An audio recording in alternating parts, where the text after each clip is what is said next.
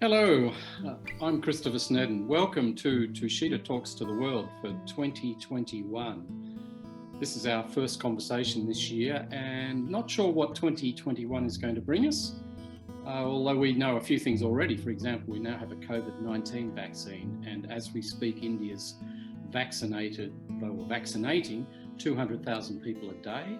We also have a new president of the United States. We also have another election in Israel. Closer to home, perhaps another Australian Prime Minister. We haven't had one of those for a while, so that might be a nice little change. And finally, possibly, almost certainly, perhaps some domestic and/or international terrorism. And that's what we're going to talk about today. And I'm thrilled to have as my guest today Dr. Christopher C. Harmon, who is a specialist in terrorism and counterterrorism. Dr. Harmon's had a long involvement researching, analysing and teaching terrorism and counterterrorism, and interestingly, also looking at how terrorist groups or terrorism ends, particularly terrorist groups. Currently, he's working at the Marine Corps University, Quantico, Virginia, in the United States, where he's the Bren Chair of Great Power Competition, and also teaching at the Institute for World Politics. Chris has written a number of books about terrorism, including the comprehensive Terrorism Today from 2008, more recently, The Terrorist Argument, Modern Advocacy and Propaganda from 2018, and most recently, a wonderful book which he just sent me called The Citizen's Guide to Terrorism and Counterterrorism, which I read yesterday and which I found both very readable and incredibly insightful. So, Chris, welcome. It's great to have you here and great to see you again. Thank you, Chris. It's a pleasure. Chris and I'm very thrilled to say, had a wonderful time working together in Honolulu. We shared offices, we were next door to each other. We didn't share offices, but we were next door to each other. And apart from working closely, we also had some wonderful lunches, and I learned a lot from talking to Chris. As you recall, in Honolulu, I particularly liked that definition of terrorism from the Jonathan Institute, which I see you've used a couple of times in your most recent book as well. And the definition is that terrorism is the deliberate and systematic murder, maiming, and menacing of the innocent to inspire fear for political ends.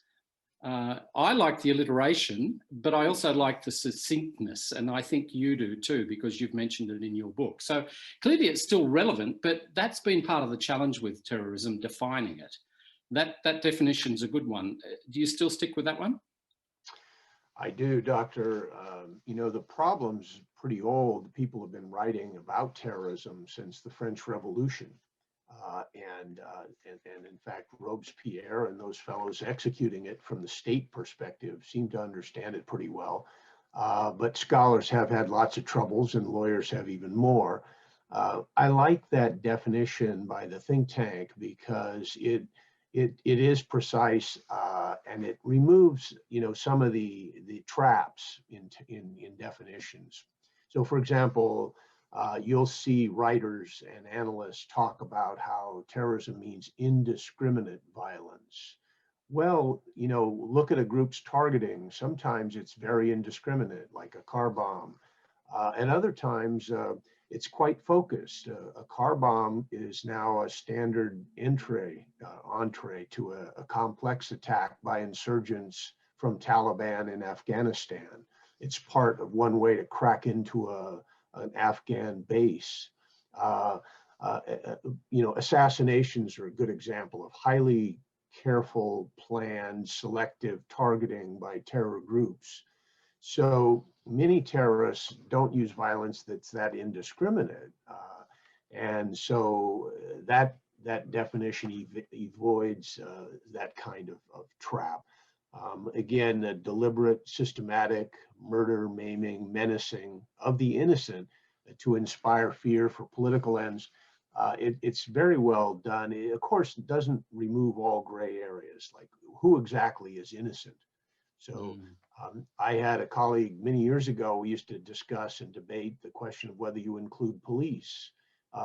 Police in a democratic society, to me, are not a legitimate target at all for a bombing or a shooting.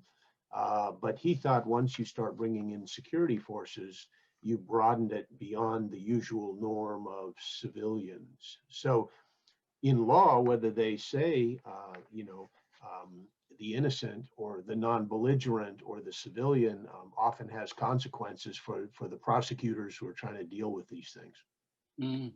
Yeah, I think, yeah, thank you very much. That's really interesting, Chris.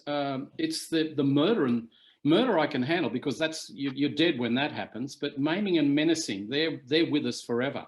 Now, it's such a huge and extensive area, this area of terrorism and terrorists. Before delving into some of the specifics, and remembering that not all terrorists are men, we also have women and children. And I know you've been doing some working on women particularly, who've also been involved in terrorist movements. So what motivates people to engage in these anti-state or anti-social activities? And is there a role for ideology? Or does ideology play a role? Yes, I think that's right. I mean, we could say maybe there's three pretty important groups that are often involved with the foundation of a group. One might be sort of a social or political cause of some kind, repression or a desire to advance particular agenda, like national separatism, in a loose sort of way. Ideology could be another. There are quite a few who you studied in Honolulu APCSS, as did I, like say Maoists that are very doctrinaire. Mm-hmm. Some of the modern neo-fascists are quite doctrinaire, some are not.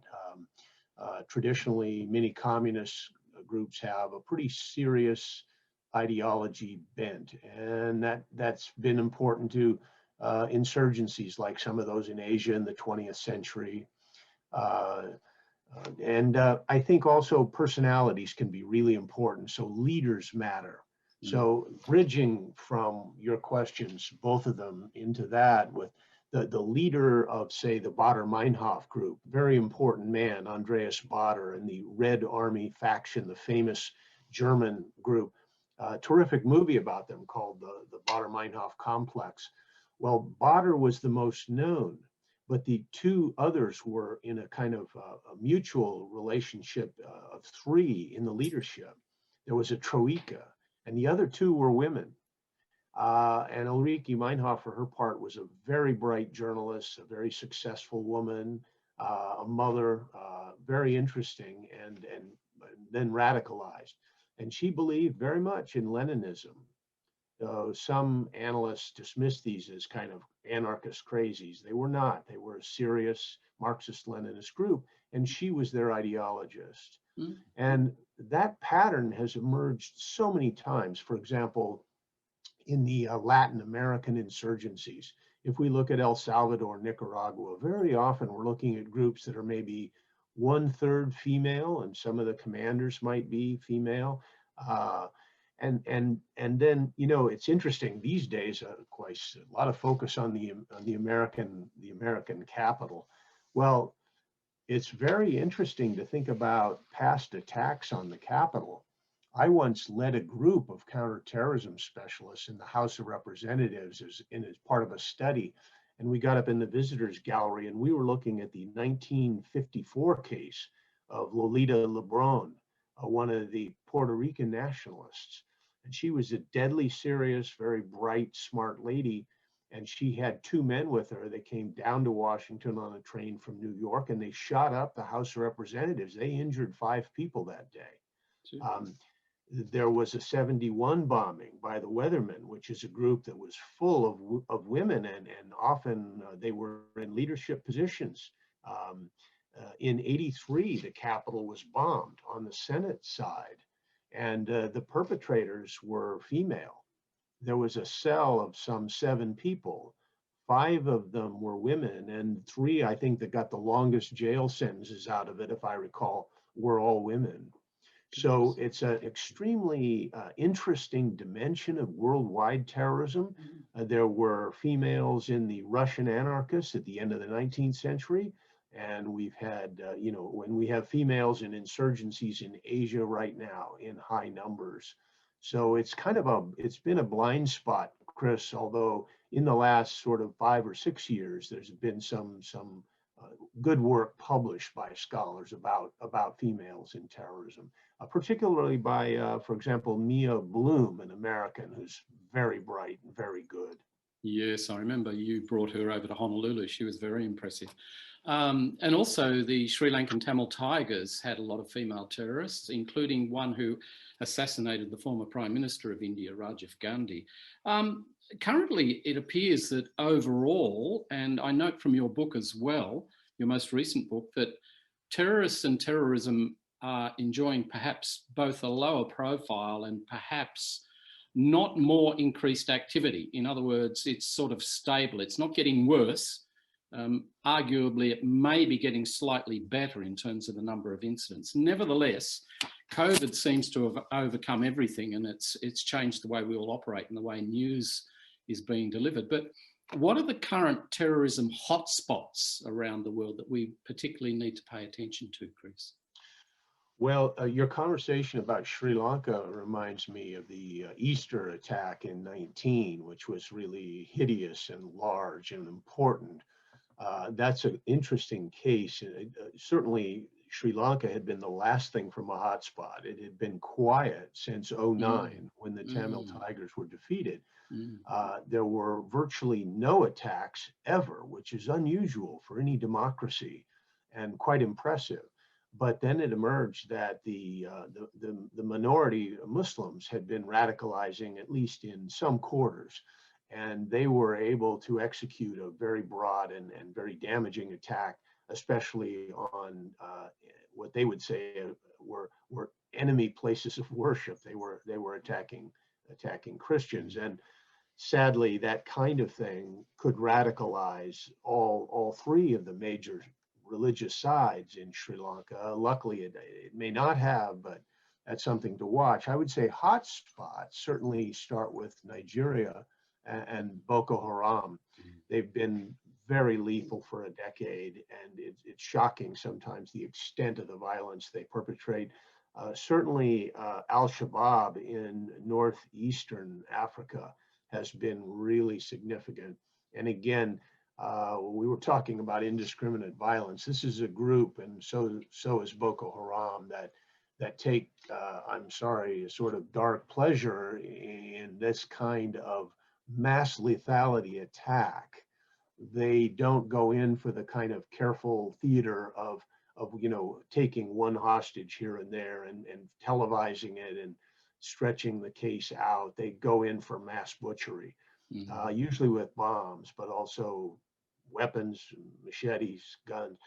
So those are several. And then, of course, an area where you're an expert, Southwest Asia, has just ongoing turbulence in Pakistan.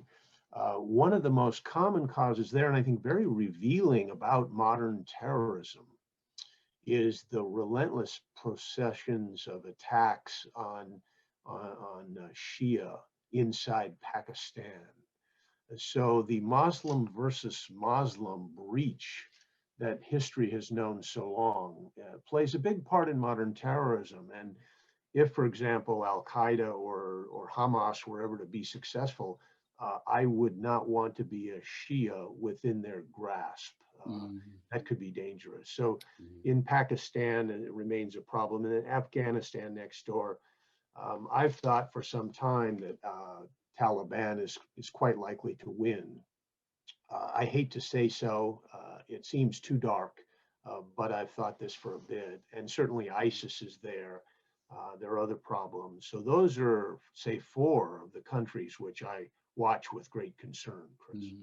Do we need to be a little bit concerned still about Al-Qaeda? Yes. We've never been able to catch al-Zawahiri. His books can, I think he's probably still writing. The one I've studied is The Knights Under the Prophet's Banner, and it's very revealing and very important. It came out about the time of 9/11, and then there's a second edition some many years later that I think is only in Arabic. But he's continued to inspire some activity. And in fact, the magazine called Inspire, based in Yemen, was for many years a terrible problem. But we have not been able to catch him. We aren't aware of what kinds of second and third tier people he's got. And in fact, we know now, and we always have known, that there's some in Iran. So, I know the American Secretary of State is vocal about this, but it's a simple fact that in late '01, as the Northern Alliance and the US and their partners kind of cleaned out Afghanistan, they all fled and many went into Iran. One was killed there recently by assassination, a major leader who has been a major leader for 20 years too. Others are there. One of bin Laden's sons was there for a while. I don't know if he's still there. So the many problems that Iran presents, and one reason Iran's known as a rogue state in Washington is harboring those kinds of Al-Qaeda people, as well as doing all the other things Iran's famous for exporting in the violent side. It's rather interesting though, isn't it? You mentioned that Sunni-Shia conflict before, but this is almost the reverse. This is a Shia nation harboring, amongst others, quite a few Sunni terrorists. Maybe that's an insurance policy. If anything goes wrong, they've got some collateral that they can use to their advantage. But one in your book, your most recent book, you talk about the racist right, nascent neo-fascists, and you do a quick comparison of them with rising Islamists. And you say that they've got four things in common. Both are semi-organized, both groups, both have a prevalence of ideology, both welcome foreign influence and assistance, and most importantly, as you just suggested, they have enormous skill with the media. Now, the media, including social media, is highly significant. And speaking of religion, I'd like to move the conversation a little closer to my home, New Zealand, and talk a little bit about the terrorism that happened there at Christchurch last year. Now, I spent a bit of time yesterday reading the Royal Commission into, it's called The Attack on Christchurch Mosques, 15th of March 2019. And they do mention the name of the terrorist, Tarrant, but thereafter just call him the individual. And he was influenced to some extent or another by social media. So going back to this skill with the media and communications, can you tell us a little bit about that? Because I know your book, The Terrorist Argument, is really dealing a lot with that particular very important issue. You also showed me in Honolulu some of those very sophisticated publications that ISIS was producing, and they were impressive. So that is a significant area as well, Chris. Yes, I think that the command of media that the neo-fascists have had has been underestimated by Americans and scholars in America both. They actually showed an early proclivity for using cyber efforts.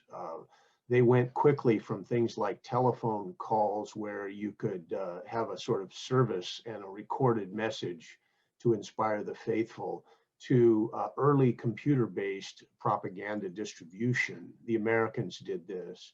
And for example, they worked across the Canadian border especially. And then they were publishing things too. So Canada had tougher laws than America. So white power people here would publish things and then send them over the web into Canada. It could be downloaded there, for example.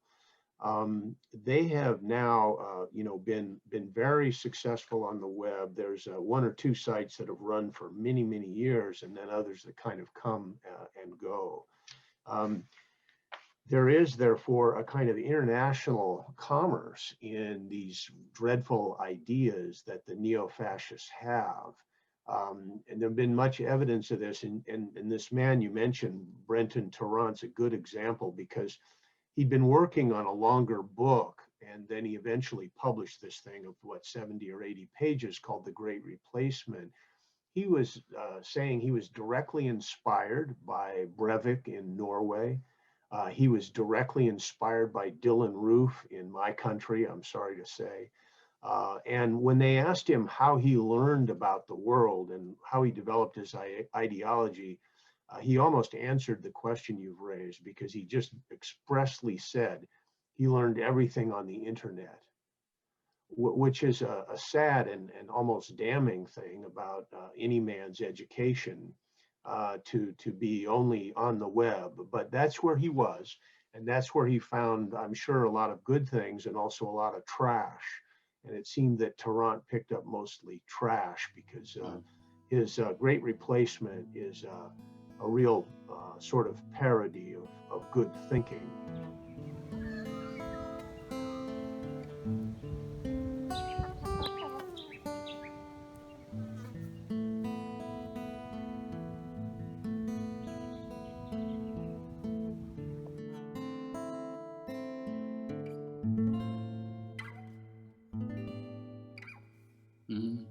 Interesting. Well, the Royal Commission, it's a very well written, very readable report, albeit very scary as well in terms of what happened. But they suggested at the end that there were three possible ways that Tarrant may have been found beforehand, and it's a big may. The first one was by looking at his Facebook comments and taking them a little bit more seriously, which suggested that he had intent, and then cross-referencing that with some of his actual activity, particularly his gun license, which suggested that he had capability. But the New Zealand police and various others said that these Facebook comments were really nothing unusual, that there weren't many of them, and there's a lot of people making comments like that. A second one was, and this was a recommendation really, to make more extensive reporting and data aggregation and analysis by New Zealand and New Zealand authorities, so that they can look more closely at what's going on. And the third one was a tip-off from the public. So this is something that we can do, and I know in your book you've also talked about various things that we can do, but it's in a sense not surprising. And this is the challenge of this so-called lone wolf terrorist, that they're very difficult to find.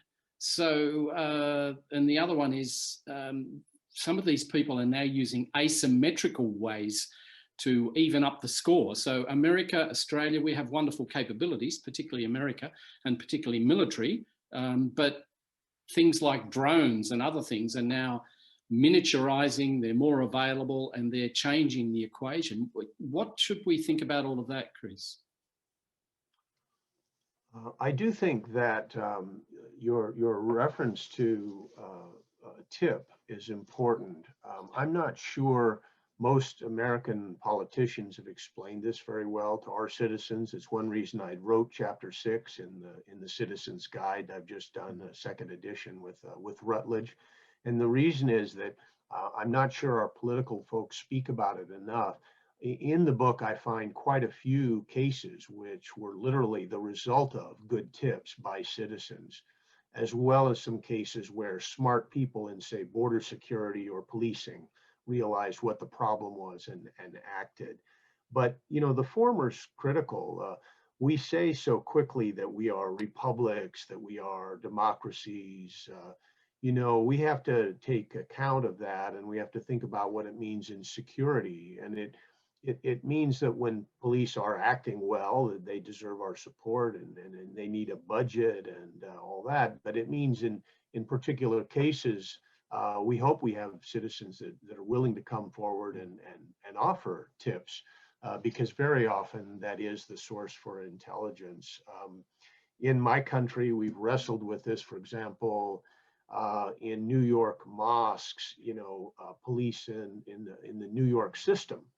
They have their own intelligence service in New York City for policing. It has even international liaison. They're very smart about that.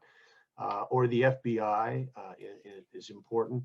And they'll talk to you know, people who go to mosques about possible problem characters.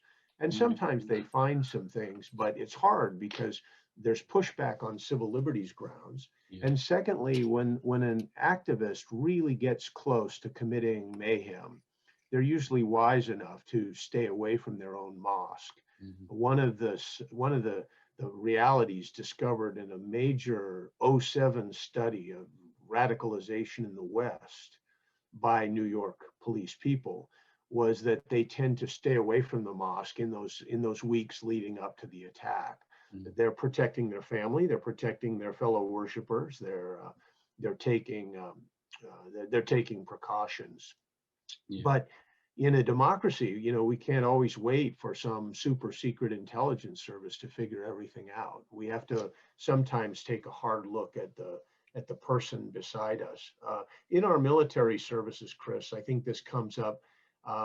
There is a continuous effort to keep an eye on, say, white extremism in the Army, in the Marine Corps, and I'm sure that some of the successful expulsions of problem people have come from mates, fellow soldiers being willing to speak to authority, and that's important. Terror groups like nothing more than to recruit from your army or mine, because they're getting a person that understands weapons, that has credibility in terms of tactics, perhaps. In the case of the weathermen who blew up the Capitol in '71 here in America, they valued, for example, one fellow who'd been in the Army and in Vietnam, because they just kind of assumed he knew all about explosives. Well, he didn't. But that's one way he got himself into the group, because he had Vietnam vet credibility. And I guess some of those people understand the culture and the discipline and that sort of thing. Yeah. Moving further on, I've just finished reading a book by British historian Professor Christopher Andrews about intelligence, titled The Secret World, A History of Intelligence. In his conclusion, Andrews very alarmingly states that, and I quote, "The question now is not whether some future group of probably Islamist terrorists will use WMD, weapons of mass destruction, or as you call it in your book, a bio attack, but when they will do so."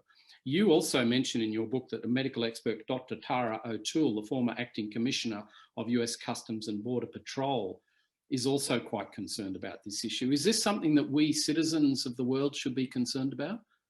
I think so. What I've often said in past writing or lectures is that there's a kind of interesting collusion between those interested in counterterrorism and those interested in good public health. It's unspoken, but if we have a good, healthy public health system that's robust, that has good stockpiles and smart nurses and doctors and all that, it's really good for both kinds of catastrophe. And so now, as we face pandemic, we realize how, what important thing the stockpile is, and proper medical care and ability to do triage and education about bio problems. The biological attack possibility, I think, is very real. I have been careful about language. The quotation you used from the author suggests it's inevitable. I've pushed back in print before against Graham Allison, a very well-known American. For example, 15 years ago, he did a book on nuclear terrorism. And he said almost exactly the same thing as Andrews is saying now. And I don't think inevitable is a good word. And in fact, if you look closely at Allison's books, he even backpedals on inevitability. So he sort of holds out the prospect and then draws away from it in the same books. A new one on the China threat, and one from '05, I think, on nuclear threat. So I don't like the notion of inevitability, and I do like the notion of us working together against a WMD attack, and that'll make it less likely. It is not inevitable. It can be opposed. I guess another thing on my mind is, apart from something like nuke or a major biological attack, we have had considerable experience now with chemical problems. There has been the use of chlorine in a number of interesting cases, very clever, other kinds of chemicals. The American right wing has another commonality with the European Al-Qaeda types and ISIS types, what kind of fascination with ricin. And since you live in a country that does a lot of farming, you know about the castor bean and how it can be reduced, and ricin can be devolved out of those plants. And ricin is a highly potent poison that was used only once, fortunately, in a successful murder in Europe by the KGB and its allies. But in fact, it's been tried repeatedly. And American right-wingers show great fascination with ricin, and so have Al-Qaeda people in Europe. So it's an example of ways in which they can kind of grab a headline and administer something lethal if they're lucky. Fortunately, ricin's hard to administer. And so it's easier to create than it is to get into anyone's body. I think, therefore, WMD threat is very serious, and I've always especially been worried about the use of nuclear material of a degenerated or unimportant kind that would never be bomb quality being distributed by high explosive. That sort of so-called radiological bomb or a dirty bomb is, I think, a premium terrorist threat. Unfortunately, hasn't ever been done. Yeah, and that, I think I remember talking about this in Honolulu with you, saying the analysts think that these things require an extraordinary amount of technological capability. You just can't find a nuclear weapon and then do something with it unless you're a nuclear scientist or engineer. It's quite difficult. The bomb idea is truly challenging. There's only a couple of ways to make a nuclear bomb, and it's both of them are supremely difficult. But the use of say energy refuse from a nuclear power plant or a weapons facility or a mine or some other way, that kind of powder or dust, which could be distributed by a conventional explosive, that I fear is really a prime concern and should be for all of us. The way nuclear waste is shipped around the world for disposal, the way we hold it and try to dispose of it, and in ways that may not be all that successful, it remains so toxic for so long. It's truly a problem. And the closest anyone's come was one threatened attack in Russia at a park, and there was a telephone threat, and indeed police arriving found the device and they defused it, and it was rather small. Otherwise, there has not ever been such an attack, but I do fear one, and I do fear one with biology too. Thank you, Chris. One of the areas that you have done really interesting work is on how terror groups end. And I note from your book that you mention 5 ways. One is force used against them. And by force, we mean military and civil and various aspects of grand strategy, the various aspects of society that can be used against terrorists. The second is decapitation, particularly of a leader or a significant figure within the group, which then causes them major problems. The third is this provision of grand strategy, national powers, resources brought to bear. The fourth is a terrorist group becoming pacific or renouncing violence and essentially coming in from the cold. And the fifth one, which is probably which I think is very interesting actually, is that the terrorist groups actually win. And you point to the one in particular that I remember is the Russian Revolution of 1917, the second one where the communists eventually won. The Bolsheviks became communists and eventually won. It's a very interesting subject, and I think it's probably taken you all sorts of places. Can you tell us a little bit about that? How terrorist groups end? I began working on this for a book that Cambridge turned out in spring of '06. And prior to that, for a couple of years, I was doing heavy lecturing on this. I actually ended up at Interpol at one point later. And I used to do this at Garmisch at the George Marshall Center. I think it's an exciting subject, but it helps us focus on the risks, that last one, that sometimes they win, groups like Khmer Rouge, or the Algerian FLN against the French. There are quite a few groups that do win. It focuses us up on the threat, but also I think it's an important way to focus us on what strategies might work. And so you really can see that a protracted and gutsy government, a protracted fight by a gutsy government over a long time might wear out a group and defeat it with good policing, intelligence. This is what Spain did to the Basque problem. You know, the Basque nationalism certainly not gone away, but it's been somewhat made more pacific. The Irish case is a great one too. Many times in my career, people told me that the British would never be able to defeat Irish terrorism. Well, it's not gone, but the IRA really did give up. When you have Gerry Adams serving in Parliament and Martin McGuinness serving in Stormont, you've got a remarkable thing there. And then another of the categories that really does strike me is the one of force. We don't like to think about it really. I think as social scientists, we really prefer to think about reforms and suasion and other ways, but the problem is terror groups are all about power. And so frequently power is what best reduces them.